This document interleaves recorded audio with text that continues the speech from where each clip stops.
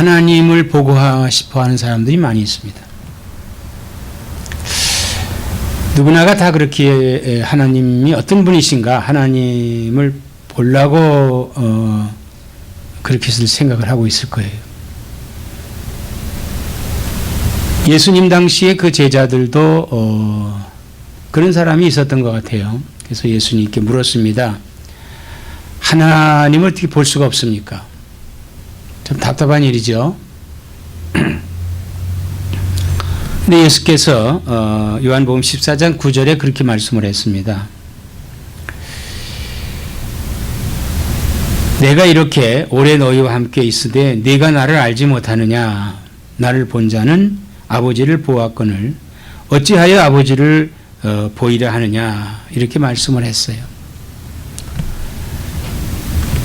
그렇죠. 예수님을 봤으면은 그 예수님의 아버지 하나님을 본 거 아니에요? 즉 봤다고 하는 것은 계시다는 거예요. 계시다. 믿는 거죠. 누구든지 이 세상에 태어날 때 아버지 없이 태어난 사람이 없거든요. 다 아버지가 있습니다. 그래서 나를 보면은 우리 아버지를 생각할 수 있겠죠. 또 우리 아버지를 보면 아들을 생각할 수 있을 거예요. 근데 어떻게 나를 봤는데 아버지를 보려고 하느냐. 나를 봤으면 아버지를 알 거 아니냐. 그런 말입니다. 그럼 우리들은 그 예수님의 모습은 어떤 분인가 이렇게 생각할 때가 많이 있을 거예요. 그래서 어떤 분들은요, 그 예수님 그림, 예수님 얼굴을 그려놓은 그 성화 있잖아요. 굉장히 중요하게 여겨요. 아주 귀하게 여깁니다. 그래서 그런 일화가 있죠. 예수를 핍박하는 사람 중에서 사람들을 줄을 서게 하고 예수님 그 성화를 띄어서 발에다 놓고 침을 뱉고 발로 밟고 지나가면 살려준다. 근데 어떤 사람들은 자기가 살기 위해서 거기다 침을 뱉고 발을 밟고 지나가고, 또 어떤 사람은 내가 차라리 지금 죽어도 내 한 번은 나를 배신하지 않은 예수님인데 내가 어찌 지금 예수님을 배반하겠느냐. 그래서 거기서 그 침 뱉지 않고 밟지도 않고 순교한 사람들도 있습니다. 우리가 그렇게 예수님 그림에 대한 것을 굉장히 중시 여기잖아요. 그런데 사실 그분이 그 진짜 예수님 그림, 예수님을 얼굴을 그냥 초상화로 진짜 그려놓은 건 아니잖아요. 예수님이 이런 분일 것이다 하고 상상적으로 그림을 그린 겁니다. 이 사람이 그 그림이나 사진 같은 거는 외형적인 게 찍히죠. 그러나 그분의 그 내형은 볼 수가 없네요. 사진을 가지고는 이 사람이 온화한 분인지 이 사람이 아주 악한 사람인지 이런 거 알 수가 없단 말이에요. 근데 그 요즘에 동영상 있잖아요. 동영상. 그래서 그 동영상을 보면은 저가 좀 나와요. 말하는 라든지 모습이라든지 이런 것 나올 수 있잖아요.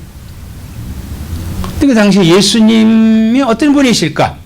그러니까 내형적인 예수님, 외형적인 예수님을 우리가 한번 보자. 그리스도의 모습이 어떻게 되어 있는가. 첫째, 예수님은 말씀이 육신이 되신 분입니다. 오늘 본문에 말씀이 육신이 되어 그랬어요. 말씀이 육신이 됐다. 그러니까 요한복음 1장 1절에 보면은 태초에 말씀이 계시니라 이 말씀이 하나님과 함께 계셨으니 이 말씀은 곧 하나님이시니라 그랬어요. 그러니까 말씀이 계시는데 바로 이 말씀이 예수님이에요. 근데 이 말씀이 하나님과 함께 계셨으니, 즉 성부 하나님과 함께 계셨다는 거예요. 이 말씀은 곧 하나님이시다. 근데 그 말씀이 하나님이시다. 그러니까 예수님은 말씀이 육신이 되셔 오셨는데 첫째로 그분에게는 신성이 있었다. 예수님께는 신성이 있었어요. 그리고 예수님은 육신으로 태어나셨습니다. 육신으로. 우리와 같은 모습이에요. 우리와 같이 머리카락이 있고 눈이 있고 코가 있고 입이 있고 그리고 키가 크시든 작든 또 왜소하든 좀 풍채가 좋으시든 간에 우리와 같은 모습, 육신으로 오셨다. 육신으로 태어나셨다. 그러니까 우리가 어머니를 통해서 왔듯이 예수님도 여인의 몸으로 왔다. 그리고 성령으로 잉태됐다고 그랬잖아요. 그러니까 신성이 성령으로 잉태가 되기, 신성이 그 안에 있고 그리고 육신도 그 안에 그가 있으신 분인데 단 그분은 죄가 없으신 분입니다. 여인의 몸으로 태어났지만은 그분은 죄가 없으신 분이에요. 그래서 그분이 우리 가운데 오셨다. 우리 가운데 거하셨다. 그러니까 우리 가운데 오셨다고 하는 것은 인류 속에 인류 속에 오셨다는 거예요. 인류 사람들 속에 오셨다. 근데 그분은 사실 우리는 그 아버지의 후손 아니에요. 우리 성씨가 제가 신씨니까 신씨의 그 후손이죠. 쭉 이렇게 후손이 되는데 예수님은 여자의 후손입니다. 여자의 창세기 3장 15절에 말씀을 해서 여자의 후손으로 오셨다. 즉 아버지는 성령으로 잉태하게 해서 여자로 하여금 육신을 입고 태어나게 했다는 것이죠. 그래서 바로 예수님은 역사적인 인물이에요. 누가복음 2장 1절에 당시에 로마의 총독이었던 총독이 전국에 호정령을 내려서 호적을 하게 합니다. 그래서 각자 고향에 가서 호적을 등록을 하는 거예요. 거기다 호적을 자기 그 출생을 거기다 올리는 겁니다. 인구 조사를 하기 위해서 이런 걸 만들었어요. 그래서 역사적인 인물로 오셨어요. 역사 속에서 계셨던 실제 인물이시다. 근데 그 예수님이 오신 목적을 마가복음 10장 45절에 분명히 말씀을 하는데 인자가 온 것은 섬김을 받으려 함이 아니라 도리어 섬기려 함이라 그랬어요. 그래서 대속물로 주려고 이 세상에 오셨다. 이렇게 말씀을 하고 계십니다. 자, 이렇게 이런 그 예수님의 모양은 하나님의 아들이시다. 신성을 입으신 신성을 갖고 있는 하나님의 아들이신데 그 하나님의 아들이신 예수님에게는 독생자의 영광이 보여지는 거예요. 독생자의 영광. 그 모습은 이렇게 그 모습을 보면은 그분이 생김 그 속에 하나님의 영광이 나오는데 거기 독생자 하나님의 영광이 나오고 있습니다. 우리 가운데 거하심에 우리가 그의 영광을 보니 그랬어요. 아버지의 독생자의 영광이요. 독생자의 영광이다. 이렇게 사람들도 보면요, 그런 준수하는 사람들이 있어요. 예를 들어서 모세 같은 사람은요, 어려서 출생을 해서 그 부모가 볼 때도 굉장히 준수했다 그래요. 준수했다. 그 준수했다는 말이 뭐냐면 그에게 어떤 그 영광이 나타났다는 얘기예요. 영광이 나타난 거예요. 차마 그때 왕의 명령을 따라서 그 아이를 다 죽일 수가 없었어요. 응? 죽일 수가 없고. 그래서 그 아이를 숨겨 키우다가 더 이상 숨길 수가 없었기 때문에 기도하는 가운데서 갈대 상자에 넣어 나일강에 띄우지요. 나일강에 띄웁니다. 그 안에서 너무 이 아이가 준수했기 때문에 예수님께서도 그런 그 영광이 독생자의 영광이 나타나는 거예요. 세상을 구원하는 영광이 나타나는데 여기 요한복음 1장에 2절에 보면 그가 태초에 하나님과 함께 계셨고 만물이 그리 말미암아 지은 바 되었으니 지은 것이 하나도 그가 없이는 된 것이 없느니라. 그 안에 생명이 있었으니 이 생명은 사람들의 빛이라 그랬어요. 그러니까 그 안에 생명이 있었다. 즉 하나님의 독생자의 영광이 보여지는데 그 안에 생명이 있다 이거예요. 바로 예수 그리스도는 생명이십니다. 그리고 그분이 빛이에요. 사람들의 빛입니다. 사람들에게 생명을 주는 빛이다 이 말이에요. 오늘 우리가 음식을 먹잖아요. 음식을 먹는데 음식에는 여러 가지 그 바이타민이 있습니다. A, B, C, D 뭐 이렇게 쫙 뭐 여러 가지가 있어요. 근데 예를 들어서 D 같은 거, 바이타민 D 같은 경우에 음식에서도 있지만은 이 햇빛에서도 있다. 햇빛. 그래서 보통 하루에 20-30분은 햇빛을 사람이 받으면은 그 비타민 D를 흡수하게 돼요. 굉장히 좋은 겁니다. 그 일부러 막 햇빛을 가리고 막 이렇게 하는데 그거 안 좋은 거예요. 그래도 20-30분 정도는 그 햇빛을 쬐므로 인해서 비타민 D가 우리 몸에서 형성이 되는 거예요. 그래가지고 그 나쁜 것들을 물리칠 수가 있고 영양소가 공급이 될 수가 있는 겁니다. 응? 빛이에요, 빛. 바로 예수의 빛이 우리에게 비춰주고 있습니다. 그것이 우리에게 생명을 주는 거예요. 생명의 바이타민이에요. 예수가. 그 독생자의 그 영광, 그 생명을 주는데 그 생명이 뭐예요? 영생을 주는 거 아니에요. 영생. 바로 예수 그리스도께서 이 땅에 오셔서 우리를 섬기시기 위해서 오셨잖아요.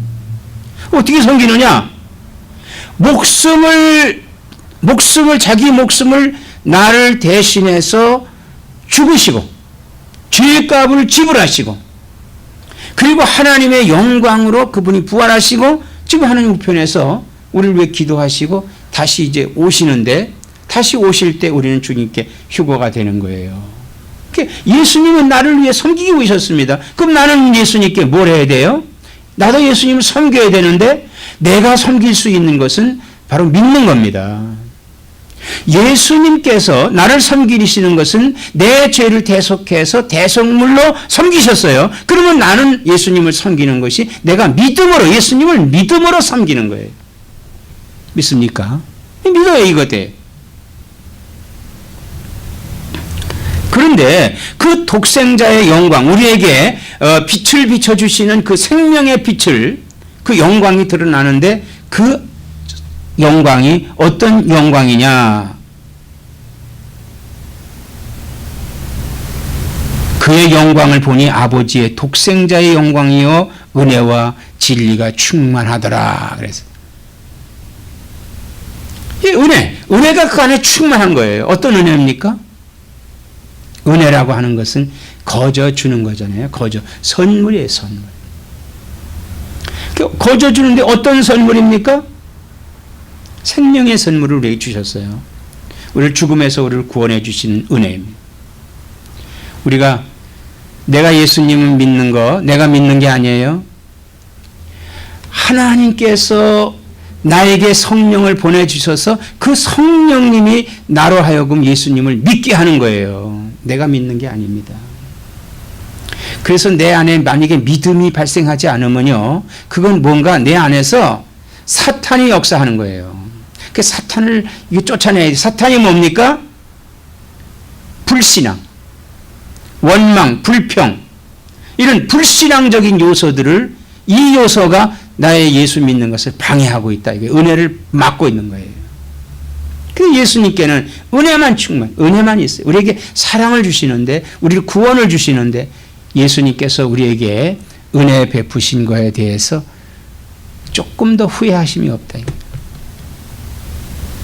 우리는 다른 사람에게 어떤 자선을 베풀고 선한 일을 하고 나서 사실은 후회할 때도 있어요. 후회할 때 있습니다. 지난번에 보니까 한국에 어떤 배우가 대만에 있는 여인이 한국에서 아기를 낳는데 그분이 너무 가난하다고 이렇게 하는 그런 저기를 해서 그에게 1억을 기부를 했어요. 근데 나중에 알고 보니까 부자라는 거예요, 그 사람이. 사실 기부한 사람도 이게 참 당황스러운 일이죠. 그 돈을 떨어내놔라 그럴 수도 없는 입장이고. 그러니까 그저 막연하게 할 수 있는 일은 그저 나는 준 것으로 끝이다 이랬습니다. 그러나 그 사람 속에는 아마 글쎄 잘 모르겠어요. 나 같으면 나는 내가 그랬다면 괜히 줬네 후회스러울 거예요. 근데 주님은 후회하지 않으신다 이거예요. 내가 예수 믿고 조금 불만이 있다고 내가 불평한다 해도 우리 주님은 조금 더 후회하지 않는다 이거예요. 오히려 애타게 돌아오라 믿어라 이렇게 하시지 후회하시지 않는다 이거예요. 그래서 거기 은혜와 진리가 충만하다. 은혜와 진리가 충만하다. 진리라고 하는 건 거짓이 없는 거예요. 진실된 거예요. 그래서 그 하나님의 은혜는 조금 더 거짓된 게 없어요. 거긴 다 진실된 것만 그 안에 있는 겁니다. 사람이 사람에게 은혜를 베풀 수 있어요. 그러나 거기는 섭섭함도 있고 거기에는 거짓된 것, 어떤 사역적인 것도 있을 거예요. 그러나 우리 하나님은 우리에게 은혜를 베푸실 때 절대 그런 게 없다 이거예요. 은혜와 진리가 충만한 겁니다. 이렇게 우리 주님께서는 우리에게 은혜와 진리를, 생명을 주셨다 이거예요. 이게 은혜와 진리예요. 그분 좀 더 후회하지 않으세요? 오늘도 안타까이 아직 모르는 사람들, 예수 믿지 모르는 사람들, 예수 믿지 않는 사람들을 위해서 애타게 우리 주님이 돌아오기를 기다리시고 계실 겁니다.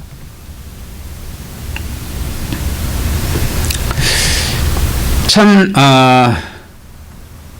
그 당시에 만약에 카메라라고 하는 것이 있었다면은 그 예수님의 얼굴을 그대로 찍어 놓을 수 있죠. 제자들 얼굴도 다 찍어 놓을 수 있고. 그러면 그 카메라에 담긴 건 진실을 알 수 있는 거 아니겠습니까? 그러나 그 외형적인 걸 가지고 내형적인 걸 우리가 볼 수가 없잖아요. 그래서 그건 참모습이 아닙니다. 사실 카메라가 우리에게 많은 공헌을 했다 할지라도 그의 진실은 그 안에 우리가 다 알 길이 없습니다. 그러나 분명한 것은 이거 있어요. 전쟁에 폐허가 된 그것을 찍으면 바로 그 폐허가 된 것을 우리가 그 당시의 상황을 알 수가 있어요. 좋은 증거가 될 수가 있습니다. 그것을 그 모습에서 그 낡은 사진 한 장에 폐허되고 죽어 있는 사람, 울고 있는 사람, 그야말로 그 형상이 이그러진 이런 모습을 보고, 야, 이 모습, 그 상황이 이랬었구나라고 하는 그 모습을 보듯이 우리는 여기서 예수님의 참 모습을 볼 수 있는 겁니다. 외형이 중요한 것이 아니고 그 내형이 중요하다. 그러므로 우리 예수 믿는 사람들은 예수님의 내형, 그 안에 예수님의 모습, 이걸 봐야 되는 것입니다. 예수님은 하나님이십니다. 그분은 우리와 같이 육신으로 태어났었습니다. 그러나 그건 죄가 없으셔요. 왜? 죄가 없으신 분으로 오셨기 때문에 우리 죄를 사해 주실 수가 있습니다. 그래서 그분은 역사적으로 이 땅에 오셨지만 그분은 우리를 위해서 오셨다 이거예요. 우리를 섬기기 위해서 오셨다. 무엇으로? 자기 목숨을 대속물로 주어서 섬기러 오셨다 이거예요. 그러므로 나는 나를 섬기신 그분을 내가 믿는 거예요. 그게 믿음입니다. 그게 섬기는 겁니다. 바로 그분에게는 하나님의 독생자의 영광과 진리가 그 안에 가득히 있는 겁니다. 진실이 그 안에 있는 겁니다. 생명이 그 안에 있는 겁니다. 바른 길이 그 안에 있는 거예요. 내 갈 길을 그분이 인도해 주시는 겁니다. 세상이 얼마나 사악합니까? 세상이 우리에게 참 아름답게 보여지면서 좋은 것들 같이 보여주며 우리를 유혹하고 있지만은 우리는 이 진리가 우리를, 하나님의 은혜와 진리가 우리를 인도하고 계시다고 하는 것을, 그 예수님의 참 모습을 보고 그분을 따라가야 된다 이거예요. 예수님을 따라가야 된다.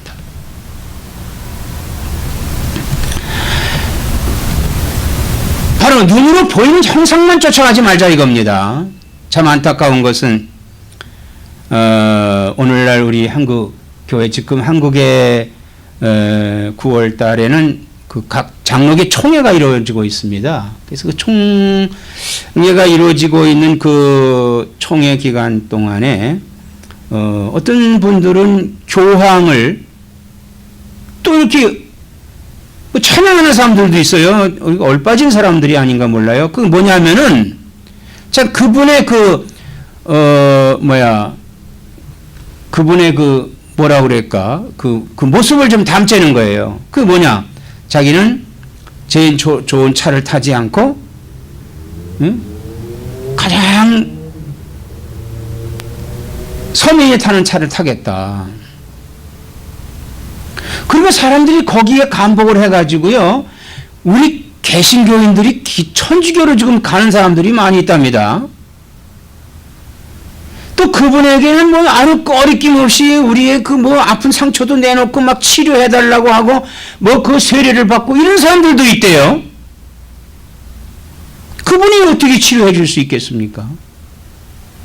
잠깐 왔다 가는 분이 그분이 뭘 해줄 수가 있다고. 세계를 지으시고 역사를 주관하시는 하나님께서 치유해 주셔야죠. 응? 그 말 한마디에 그 외형적인 것으로 나는 서민이 타는 아주 제일 작은 차를 타겠다. 그분이 바티칸에서도 작은 차를 타나요? 그분이 서민과 함께 살고 있나요? 그분의 이름이 뭐예요? 교황이에요. 교황. 이 세상에 유일하게 권력을 휘두를 수 있는 왕이에요. 천주교 안에서 권력을 휘두르고 또 그걸 같이 견눌려서 여러 사람을 현혹하고 이렇게 있단 말이에요. 그 사람들이 글로 막 옮겨 다니는 겁니다. 그게 참 그리스도의 모습을 본 겁니까? 그리스도가 그런 분이에요? 예수님은 그러지 않으셨어요. 예수님은요, 나귀 새끼를 타셨어요.